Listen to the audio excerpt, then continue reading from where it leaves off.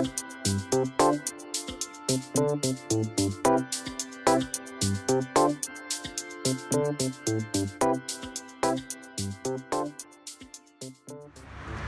ดีค่ะตอนนี้เราอยู่กันที่บริษัทอีตันกรุ๊ปสาขาเชียงใหม่ตัวแทนจำหน่ายรถยนต์นำเข้าสำหรับครอบครัวและผู้บริหารค่ะมาพบกับศูนย์บริการนะคะที่ได้มาตรฐานมานานกว่า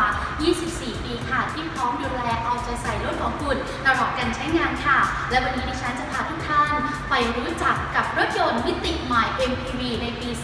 2018 เชื่อเลยนะคะว่าหลายท่านค่ะรอคอยนะคะบอกแบบเวลแคปค่ะสำหรับผู้สูงอายุที่ไม่สามารถช่วยเหลือตัวเองได้และนี่ก็คือนะคะรถยนต์ในรุ่นของ Alphard X Wellcap 2018 ค่ะ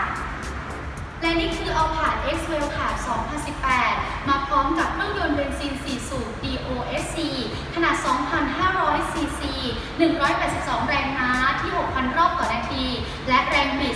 235 นิวตันเมตรที่ 4,100 รอบต่อนาทีสำหรับรุ่นนี้นะคะพร้อมให้คุณขับเคลื่อนบนท้องถนนได้อย่างทันใจแล้วก็ยังมาพร้อมกับระบบความปลอดภัยที่มากมายอีกด้วยค่ะจุดเด่นของรถยนต์อเนกประสงค์แน่นอนค่ะคือเรื่องของความสะดวกสบายเพื่อครอบครัวและคนที่คุณรักและเอกลักษณ์เฉพาะตัวสำหรับคนสำคัญที่คุณต้องการดูแลเป็นพิเศษเพื่อช่วยให้ทุกการเดินทางเป็นเรื่องง่ายมาพร้อมกับโอโถงด้วยห้องโดยสารที่กว้างขวางสะดวกสบายเพื่อความสะดวกสบายในการขึ้นลงของคนสำคัญของคุณและเพื่อเพิ่มความคล่องตัวในการใช้งานด้วยประตูสไลด์ไฟฟ้าค่ะและนี่คือจุดเด่นหรือเอกลักษณ์ของเบาะที่นั่งเวลแคปของเรานั่นเองค่ะซึ่งเบาะตัวนี้นะคะถ้าหากว่าเราเลื่อนลงมาเนี่ยก็จะสามารถกลายเป็นรถเข็นได้เลยนะคะซึ่งจะมีปุ่มรีโมทนะคะอยู่สามารถปรับระดับนะคะขึ้นลงได้สำหรับปุ่มบนค่ะจะเป็นปุ่มปรับระดับขึ้นนะคะแล้วก็ปุ่มล่างค่ะจะเป็นปุ่มปรับระดับลงนั่นเองนะคะเดี๋ยวจะมาสาธิตวิธีการใช้ให้ดูค่ะเราจะกดปุ่มด้านบนนะคะจะเป็นการปรับระดับเบาะขึ้นค่ะนะคะแล้วนี่ก็จะเป็นปุ่มปรับระดับลงนั่นเองเห็นไหมคะเบาะก็จะเลื่อนลงมาค่ะซึ่งตัวนี้นะคะย้ายลงมาปุ๊บก็สามารถใช้เป็นรถเข็นได้เลยเห็นไหมคะว่าเบาะของเราเนี่ยสามารถใช้งานง่ายนะคะกับเบาะเวลแคปค่ะ